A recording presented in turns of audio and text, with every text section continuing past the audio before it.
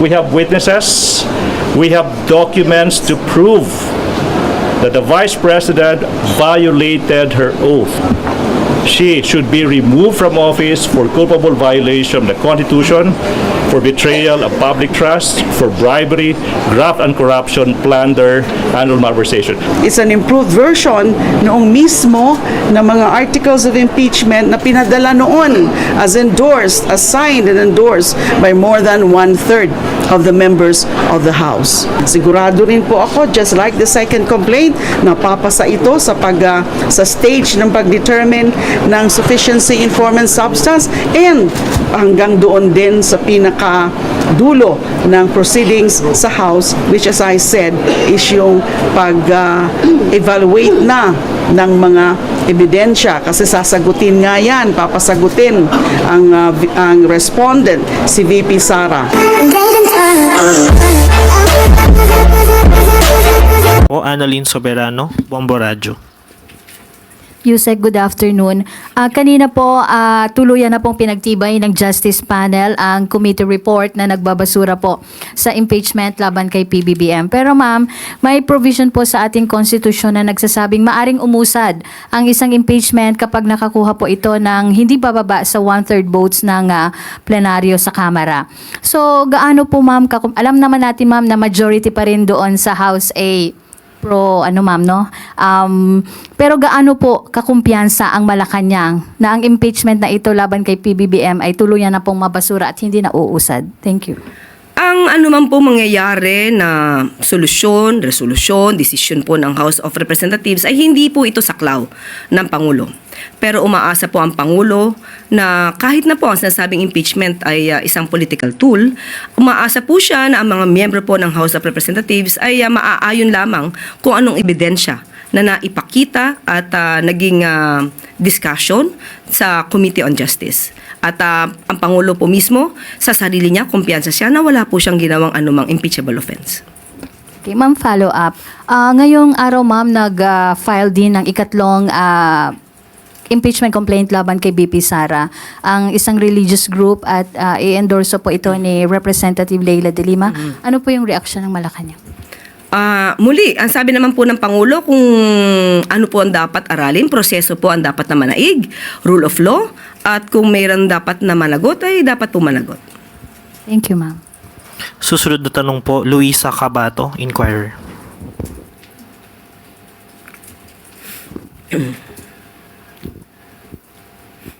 Good afternoon po, Yusek. Nanawagan ulit ng clemency si Mary Jane Veloso kay President Marcos, and sa isang open letter, sabi niya, ang dahilan niya for her appeal ay para daw hindi mahirapan yung mga magulang niya sa pagbisita sa kanya, and para makasama niya yung mga anak niya.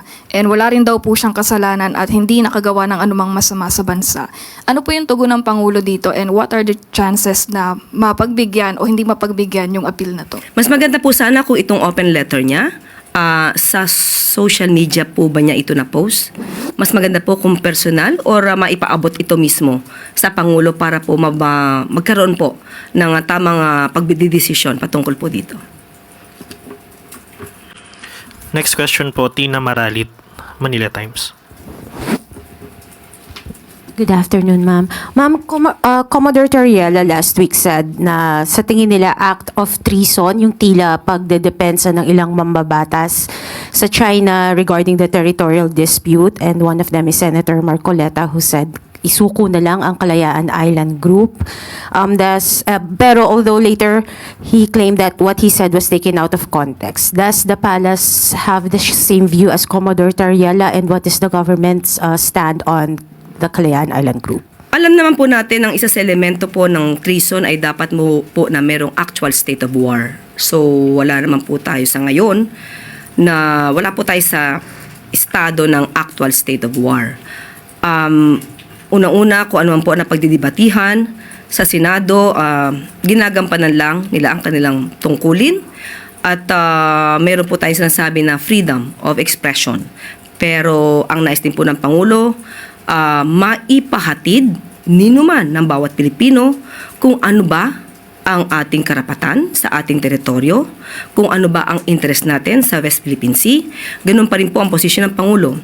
Wala pong anumang bahagi ng teritoryo natin o anumang interes ang iso-surrender sa anumang foreign power. Pero dapat din po tayo maging tugma sa ating ipinapahayag. May kasabihan nga tayo, ang magtanim ng hangin, bagyo ang aanihin. Okay. Ma'am, on a different matter po, has the President spoken to Secretary Frasco and Secretary Herbosa? Because if we are going to base this on online noise, parang sila po yung dalawang miyembro ng Marcos Cabinet na malaki ang public dissatisfaction. Wala pong anumang pag-uusap patungkol po sa mga sinasabing mga dissatisfaction na binabanggit po sa social media, sa online, at yan lang man po ay puro espekulasyon.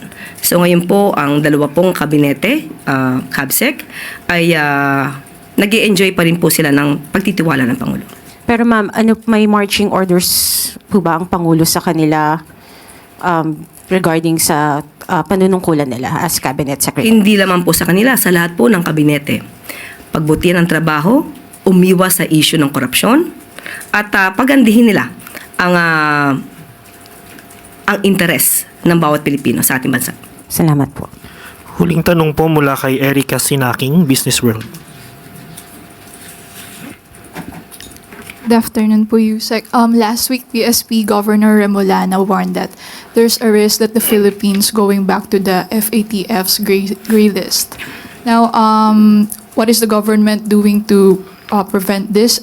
Do we need more legislation? And how do we ensure effective law enforcement versus the money laundering? Sa ngayon po, alam po natin, nakatanggal na po tayo sa gray list ng PATF. At kaya po, nagpaimbestiga ang Pangulo at tuloy-tuloy pa rin po ang pagpapanagot sa mga sangkot upang maging malinis po ang ating bansa sa issue ng korupsyon. Kung may legislation na dapat po, ito po ay trabaho na po ng ating mga mababatas. Kung mayroon pa po sila nakikitang mga kakulangan, sila na po ang maaaring bumalangkas ng anumang bagong batas patungkol po dito. Follow up lang po. Can the palace confirm whether asset freezing and suspicious transaction reports tied to these projects are moving beyond contractors to public officers? Ang pag-freeze ng assets, importante po yan. At kung meron mang sino mang kinalaman sa mga korupsyon, ay dapat lamang po na ma-freeze ang assets. Kaya po, hindi lamang po mga investigating bodies ang kailangan mas mobilis, kumilos, pati po yung AMLAC.